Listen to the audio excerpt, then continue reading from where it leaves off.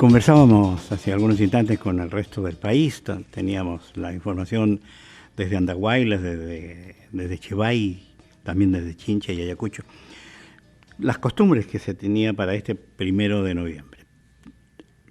En todos ellos hablaron de las flores. Y yo leí durante la semana un artículo que estaba desde Colombia, donde decía que el 45% de la gente mayor de Colombia se dedica a la gran industria de la florería. Y en Honduras, el 51% de quienes se dedican al cultivo de flores de exportación, también gente de la tercera edad. Hoy hemos invitado para que esté con nosotros sobre el tema del cultivo y el cuidado de las flores, que son tan importantes por estos días, al ingeniero forestal Jonathan Bedoya, que es exalumno de la Universidad Agraria La Molina. Hay mucha gente dedicada a la, se llama floricultura, ¿no? Sí, don Miguel, muchas gracias por la invitación, encantado de estar aquí. Sí, se llama floricultura, también se le puede decir horticultura, ¿no? Horticultura también, yeah. son los términos que se usan. Y de hecho sí hay no sé si llamarlo industria, pero sí es un negocio de gran escala. ¿Nosotros exportamos o importamos? Nosotros exportamos ciertos tipos de flores, como las amarilis. ¿Ya? Las amarilis son unas flores de bulbo muy bonitas, de una flor muy grande, que se producen en la zona de Cañete para la exportación. Son exportadas a Europa principalmente y también a algunas zonas de Estados Unidos. Y también importamos algunas flores que nosotros, tal vez por condiciones climáticas, no podemos producir en algunos momentos del año, ¿no? Hay zonas también altamente productoras, como la ciudad de Tarma, donde hay mucha cantidad de flores. Llegar a Tarma es pisar flores, ¿no? Claro, y es básicamente por el clima, ¿no? Es más propicio en esa zona. ¿Se dedica la gente de la tercera edad a esto? ¿O es gente joven o gente común? ¿Cómo es esto? ¿Cómo lo ve usted? ¿Cómo observa el panorama usted? De hecho, en estos últimos años ha habido una tendencia creciente no solamente al cultivo de flores, sino al cultivo de plantas en general, ¿no? Plantas comestibles, alimenticias, ornamentales. Y dentro del segmento de la gente común y corriente, digamos, que decide cultivar plantas, hay muchas que les gusta cultivar flores por los beneficios que puede llegar a tener. Digamos que la flor es el órgano más ornamental de la planta. Entonces, por lo tanto, el hecho de tener flores, gracias a sus colores y los aromas, es muy interesante y muy provechoso para la casa, ¿no? Y por otro lado, las flores tienden a ser normalmente un poquito más difíciles de cuidar, ¿no? No es que sean imposibles, pero siempre tienen un poquito mayor de necesidades de cuidados, de paciencia. Entonces, se puede invertir y hay mucha gente que lo hace e invierte mucho tiempo en ellas, ¿no? Entonces, es una actividad muy desestresante, que requiere algo de tiempo, mantiene a las personas ocupadas, y lo más bonito es tener el resultado final, que es encontrarse con los botones y posteriormente con las flores que nos alegran el día, ¿no? Si al ingeniero forestal Jonathan Bedoya le preguntara, ¿cuál es la flor típica del Perú? Bueno, la flor típica en Lima es el amancaes, es la flor de la ciudad, ¿no? A nivel nacional tenemos muchísimas flores. Una flor que, por ejemplo, está en la que nos identificamos mucho es la cantuta. Está la flor de retama también, que dicho sea de paso no es nativa, pero que está muy presente en nuestros paisajes luego de que se introdujo al Perú, ¿no? La cantuta yo he leído que es la flor nacional, ¿no? ¿Perdón? Es la flor nacional, la cantuta. Sí, la flor de la cantuta, sí. ¿Y esa dónde surge? ¿Dónde florece? Bueno, básicamente en valles interandinos, está también presente en lomas, junto con el amancaes, ¿no? Y bueno, hacia la zona de la Amazonía tenemos ya flores más exóticas como las orquídeas, preciosas. Que son plantas epífitas, son plantas, por decirlo de alguna forma, parásitas. También tenemos las bromelias, que son plantas de este tipo. Y bueno, toda la variedad de flores que en nuestro medio o aquí en la ciudad de Lima se conocen como flores o plantas de sombra, que son las plantas o las flores que están en la selva y que se han adecuado a estar en el sotobosque. Esto quiere decir en la zona interna, debajo de los árboles. Entonces, por lo tanto, tienen esa adaptación a desarrollarse y a crecer en la sombra de la selva, Y aquí en nuestro medio funcionan muy bien como plantas de interiores y de hecho están más cómodas las plantas cuando están a sombra y cuando no reciben el sol directamente, ¿no? La, el cultivo de las flores significa mucho gasto para quien se dedica a esto. No, no, todo lo Porque contrario. tiene que fertilización, tiene riego, tiene poda, tiene una serie de etapas, ¿no es cierto? Sí, claro. Bueno, partimos del costo de la flor en sí, Y de ¿no? la siembra. Y claro, nosotros en principio si queremos tener una flor, si tenemos un jardín, bueno, la sembramos ahí, si no debemos adquirir una maceta. Luego nos preguntamos, bueno, ¿qué flor es la que voy a adquirir? ¿No? Hay flores muy baratas que se consiguen muy fácilmente, muy comunes como los geranios, las margaritas. Hay algunas flores de un costo intermedio como pueden ser los agapantos. Y luego tenemos flores que hoy por hoy son un poco más caras como las orquídeas, por ejemplo, ¿no? Ahora, hay plantas que son muy rústicas, como la lantana, por ejemplo, o que no requieren demasiado cuidado. ¿Y dónde surge eso? ¿En qué parte del Perú? Las lantanas son especies que se desarrollan también en las lomas costeras, Ya. ¿no? Son especies de lomas que, igual que, bueno, que se adaptan al medio común y corriente, digamos, a los jardines locales, ¿no? La luz tiene que ver mucho que ver en el cultivo de una... Sí, la luz es muy importante porque nosotros tenemos que tener en cuenta el tipo y la cantidad de luz que necesita la planta según la especie, ¿no? Hay flores como las gazanias, las lantanas que ya mencioné, que están muy acostumbradas a la luz directa y que necesitan una intensidad alta de luz. En cambio, las orquídeas y estas especies que provienen normalmente de la selva, que son de interiores, se desarrollan mejor en semisombra y algunas hasta en sombra completa, ¿no? Entonces, La orquídea, o sea, nosotros no la podemos tener en la casa, no surge, no nace, no se mantiene. sí se mantiene, pero debemos darles condiciones. Primero, de no una exposición muy directa a la luz, ¿Ya? tal vez solo en ciertos momentos del día. ¿Ya? Tiene que tener normalmente el sustrato húmedo, pero no demasiado, y también necesita buena ventilación. Le cuento, voy a contarle algo muy personal. No me gusta ser personal en esto del periodismo, pero le voy a contar. En mi casa hay Mire. una orquídea y como que se había terminado. Ya todo el mundo la daba por terminada, que se había acabado. Pero está surgiendo nuevamente. Claro, ¿Suele suceder eso? sí, de hecho, bueno, hay especies de orquídeas que son un poco más fructíferas, digamos que tienen flores en varios momentos del año, pero hay algunas especies que solo florean una vez al año. Entonces, muchas veces el gran reto de estas especies, y también lo bonito, es cuidarlas durante todo el año para esperar con ansias el momento en que nace esa flor. Que es el caso también de las gardenias, por ejemplo, que son flores muy bonitas, muy aromáticas, pero que solo están presentes una vez al año, ¿no? Entonces, hay algunas especies que brindan esta característica y que por lo tanto requieren un poco más de paciencia porque hay que esperarlas un poco más de tiempo, pero finalmente cuando aparecen es toda una alegría porque todo el trabajo que se hizo durante el año se ve reflejado en esa flor, ¿no? En los cementerios actualmente casi prohíben que vayan con flores o que por el agua, porque se crean otra serie de problemas. ¿Qué solución le daría usted a la gente que tiene parientes en el hospital, en el cementerio y lleva flores? ¿Qué hay que hacer para que esas flores se mantengan un poco vivas un tiempo más? Bueno, actualmente hay muchas técnicas, hay algunos accesorios que se suelen colocar a los tallos de las flores para que vivan un poco más de tiempo, ¿no? El gran problema que se puede generar es el hecho de tener un recipiente con mucha agua y al descubierto, ¿no? Es porque esto puede generar proliferación de insectos, de zancudos y de otras cosas, ¿no? Lo que se hace normalmente, y que ya lo he visto bastante en nuestro medio, es que se colocan una especie de pequeñas pipetas en la parte baja del tallo que contienen agua y tal vez alguna solución nutritiva y que están herméticamente cerradas. Entonces ya la flor no necesita estar en un Tiesto, florero en lleno un de tiesto, agua o claro. en una botella cortada como se hace algunas Claro. veces, sino que tienen este pequeño accesorio en la parte baja, ¿no? El tema sería evaluar el costo, si es accesible para la mayoría de la gente, es un accesorio que se puede implementar a gran escala, ¿no?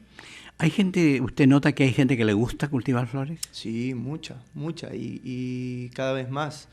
Bueno, yo vengo de una familia que tiene una afición y una cercanía a las plantas bastante notoria, ¿no? Mi abuelo tenía un jardín muy grande con árboles frutales, él producía su propio compost y criaba sus diversos tipos de flores y plantas, ¿no? Mi abuela y mi madre también tienen sus plantas en la casa. De hecho, hoy día estuve en la casa de mi mamá y me mostró su orquídea que ya está floreciendo.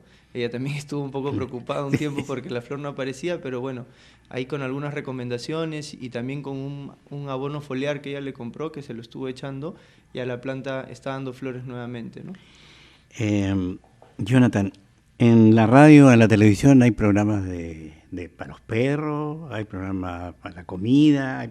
¿Y por qué nunca ha surgido un programa para proteger y defender la flora peruana?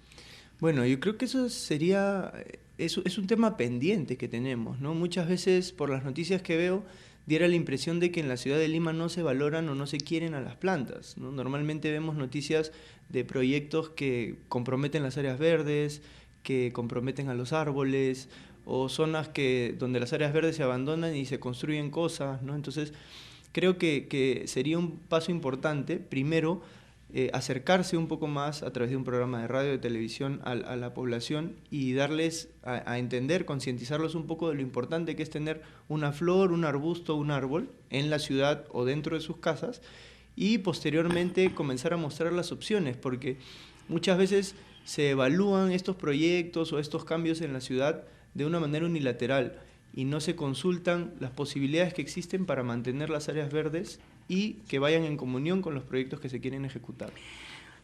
Hoy día muchas veces uno ve algunos programas de televisión desde el exterior y ve cómo hay jardines en los techos. Sí, claro. Y también uno ve ahora cómo hay jardines en las paredes de los edificios, ¿no es cierto? Sí.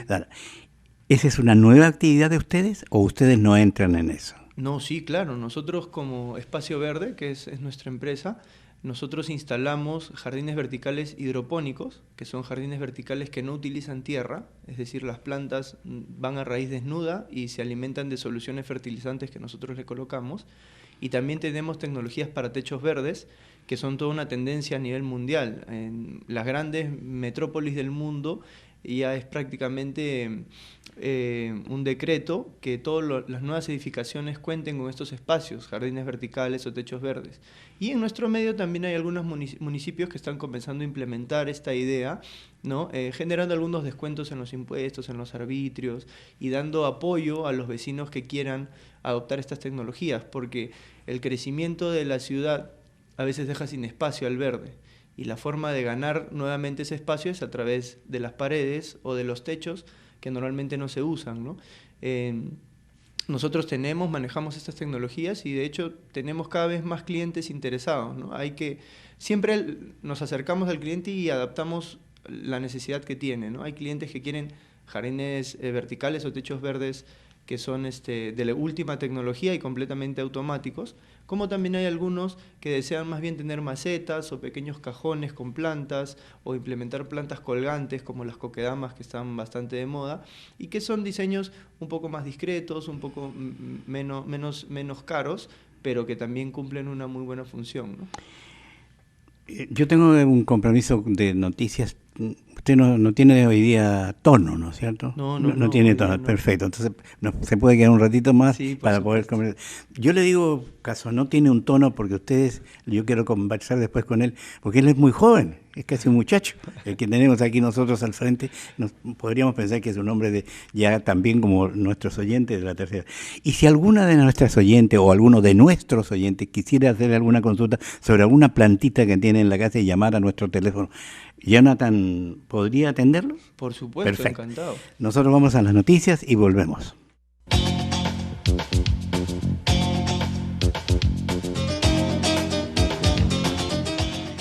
Le decíamos a ustedes que quien quiera hacer alguna consulta, el ingeniero está dispuesto a responderles. Nuestros teléfonos, el 21 24 100, 21 27 165 y desde provincia gratuitamente para ustedes 0800 13 14. A lo mejor tiene usted alguna problemita con alguna de las plantas de la casa. Buenas noches. ¿Aló? Buenas noches. Buenas noches, señor. Llamo desde Arequipa. Soy consultor en desarrollo de varios proyectos desde el año 80 y he visto que una muy buena alternativa para mejorar la economía de las poblaciones rurales es a través del cultivo de plantas que pueden servir para la propia alimentación, esa es la base, plantas que se pueden vender como por ejemplo zapallo u otras que tienen mayor valor agregado, o flores. En el caso de las flores, por ejemplo, dependiendo del microclima en el que uno se encuentra, pueden ser flores serranas, flores selváticas y que tienen mucha acogida. Por eso quisiera que nuestro invitado pudiera referirse a esa opción, por ejemplo las orquídeas en Huánuco, ¿no? O en el otro caso también el cultivo de terrarios o cactarios que permiten hacer preciosidades en obras de arte sin casi ningún cuidado, pero que pueden servir para las amas de casa de zonas rurales para gestionarse mayores ingresos. Muchas gracias por la consulta desde Arequipa. Sí, muy bonita la consulta, muy interesante también. El primer tema del que habló son los huertos caseros o biohuertos, ¿no? Que en zonas rurales y también en las ciudades se pueden implementar en las mismas casas o en los jardines. Inclusive hay muchas ciudades que ya tienen parques públicos donde se hace agricultura urbana y son los mismos vecinos los que participan en el cuidado de estas plantas, ¿no? Esto obviamente se dirige a plantas que pueden ser consumidas, ¿no? Que son alimenticias, ya sea para el autoconsumo de las familias, de los vecinos, o también para la venta en mercados locales, ¿no? Si vamos un poquito más allá, está el tema de las flores, que como bien decía la persona que llamó, que no dijo su nombre, pero nos llamaba de Arequipa, hay que tener presente qué tipo de flores se requieren en el mercado, ¿no? Qué tipo de flores se venden y qué valores tienen para saber cuáles nos conviene cultivar y poder vender, ¿no? Perfecto. Buenas noches. Buenas noches. Sí. Habla del RIMAC Lilia. Lilian del RIMAC, ¿ya? Y primero le digo que su programa es lindo. Es una flor. Sí, claro, gracias. Al señor quisiera preguntarle, mi geranio, por ejemplo, me gusta bastante porque siempre hay flores, pero le digo que está llegando al techo ya. Entonces yo he visto en otros jardines que está chico todavía, sin embargo salen flores. El mío no, ahorita ya está llegando al techo. Esa es una. Y el geranio blanco, que es difícil, es decir, así nomás no pega. Yo entonces quisiera sobre que no crezca tanto. Muchas gracias. Gracias a usted, señora. Muchas gracias, Lilia, por la consulta. Una recomendación en este caso es comenzar a hacer pequeñas y buenas prácticas de poda en las plantas, ¿no? Hay mucha gente que tiene sus plantas, sus flores, y que a veces les da un poco de pena podarlas, cortarlas, porque sienten que las están mutilando, pero la poda es una actividad muy favorable que ayuda a que la planta se desarrolle mejor. Por ejemplo, cuando una flor ya está marchitándose y está perdiendo ya su vigor y su colorido, es mejor podarla antes de que la flor termine de marchitarse. ¿Por qué? Porque durante esa marchitez, esa flor sigue consumiendo nutrientes y savia de la planta. Entonces, es mejor cortarla para favorecer o para estimular el desarrollo de nuevos botones y nuevas flores, ¿no? Entonces, eso le recomendaría. Creo que tenemos otro llamado. Sí, buenas noches. Buenas noches. Buenas. Estoy llamando de la ciudad de Trujillo. De Trujillo. A sus órdenes, señora. Yo quería hacer un comentario. Las municipalidades, por decir en la zona de Víctor Larco, han mejorado las veredas y los vecinos han aprovechado para cerrar las áreas verdes que tenían enfrente de su casa, ¿no? Ahora las urbanizaciones, yo me acuerdo que en los años 70 tenían las urbanizaciones jardineras junto a la pared y entre la pista y la vereda. Ahora lo han cerrado todo, tenemos casas que tienen como 6 metros de frente y lo han cerrado todo, y ahí en la calle estacionan hasta 3 carros. Ahora tenemos cocheras en toda la calle. Yo quisiera saber por qué no les ponen una multa, una sanción, porque la urbanización... Sí, gracias, señora, por la... verdes, ¿no? Claro que el ingeniero no tiene nada que ver con esto, pero ¿alguna opinión? Sí, claro. Esta es una práctica que desgraciadamente se está volviendo un poquito común, el hecho de que la gente comience a apoderarse del espacio público para su propio beneficio.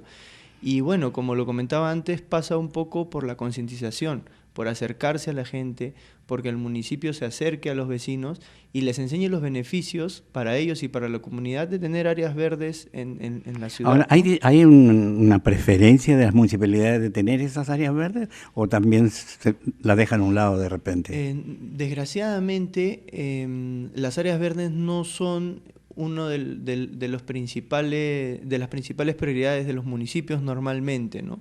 Hay temas que de hecho son bastante más urgentes, ¿no? Como la seguridad, la refacción de las pistas, y a veces un poco como se distraen en esos temas, dejan de lado lo de las áreas verdes por considerarlo un tema secundario, ¿no? Pero las áreas verdes pueden ser usadas de tal manera que contribuyan a la mejora de la salud, claro, a la mejora de la seguridad. Hay muchos casos en ciudades como Medellín, donde zonas de alta peligrosidad se han convertido en zonas más tranquilas gracias a un buen parque, una buena área verde del municipio, ¿no? Tenemos un llamado. Buenas noches.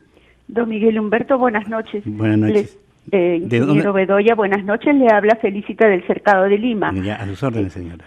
Gracias, don Miguel Humberto. Felicitaciones por un programa tan bello y que muy poco se trata, tan interesante como son las plantas. Justamente mi pregunta es sobre una planta llamada la resentida, que demuestra que tiene vida. Usted la toca y toda se encoge y es una maravilla. Lamentablemente, mi pregunta es, ¿de qué manera se debe cultivar? Porque en 2 oportunidades he comprado, la tengo acá dentro de casa, y un determinado tiempo y se seca. Por favor, ingeniero, ¿cuál es lo mejor para esta planta? Muy amable, buenas noches. Gracias, señora, buenas noches. A usted. Buenas noches, Felicita, muchas gracias. Claro, la resentida, o también llamada sensitiva, es la mimosa púdica, que es una planta que tiene este mecanismo de defensa. Cuando siente el contacto o el roce, ya sea de un humano, de otra planta o de un animal, inmediatamente cierra sus hojas. Entonces tiene este mecanismo que es una defensa para evitar, obviamente, que los depredadores se la coman o cosas por el estilo, ¿no? Lo que yo te recomendaría con esta planta es que la ubiques en un lugar donde tenga suficiente sol y suficiente ventilación, porque es una planta que sí requiere mucha luz. Probablemente si se tiene en el interior, esté en una zona donde no recibe la suficiente luz para desarrollarse. Y por otro lado, hay que cuidar mucho los riegos, porque esta planta está adaptada a bajos niveles de agua. Entonces, si uno la riega demasiado, puede... O sea, no todos los días. No todos los días, ¿no? ¿Día por medio o cada 2 días? Dependiendo del clima, en verano probablemente sea día por medio y en invierno cada 3 días o hasta 4 días. ¿Es una planta típica peruana o es una planta...? Sí, es una planta típica, sí. No sé si es exclusivamente peruana, endémica, pero sí es una planta nativa, ¿no? Doctor Bedoya, muchas gracias por haber compartido con nosotros. Muchísimas pero tengo gracias. que hacerle la última pregunta. Dígame. Ya me la adelantó un poco. ¿Cómo un hombre tan joven se dedicó a esto de las flores, de las plantas y de estas cosas que están hermosas? Porque en realidad todas las flores son hermosas. Sí, claro. Bueno, yo soy ingeniero forestal de la Universidad Agraria. En la Universidad Agraria, en mi carrera, aprendí mucho de los árboles. Y como parte de mi desarrollo profesional, comencé a enfocar los árboles como seres vivos que daban servicios al ser humano, ¿no? Luego, al salir de la universidad, digamos de mi pregrado, hice el diplomado de áreas verdes y de diseño y me dediqué al paisajismo, ¿no? Complementé con algunos cursos que tiene la Universidad Agraria como jardinería, horticultura, y ahora tengo mi propia empresa de paisajismo. ¿Es una actividad de hombres? ¿O solamente...? Pues a mí me parecería que eran más de damas, ¿no? Perdone usted que mi osadía. No, es una actividad de ambos géneros, pero ya que lo menciona, hay muchos momentos en el cual es más importante la presencia de la mujer que del hombre. Por ejemplo, en un vivero, cuando se trabaja con plantas pequeñas recién germinadas, es mucho más efectiva y la experiencia lo dice. Hay mucho más desarrollo de estas plantitas pequeñas cuando son tratadas y manipuladas por mujeres. Por eso es que en los viveros normalmente hay hombres que hacen el trabajo más duro, como la mezcla de sustrato y la preparación de bolsas, y las mujeres se dedican a estas actividades más delicadas como trasplantes de pequeñas plantas. Si alguien de los que nos está escuchando se interesara en poner un jardín en su techo, ¿a dónde lo ubique, dónde lo llama? Bueno, nosotros estamos en el Facebook, en nuestro fanpage, Espacio Verde, Paisajismo y Medio Ambiente, y también nos pueden escribir a diego@espacioverde.pe y Jonathan con th @espacioverde.pe. Ahí nos ubican y encantados de atenderlos. Muchas gracias por la presencia en el programa. Miguel Humberto Aguirre le dice muy buenas noches.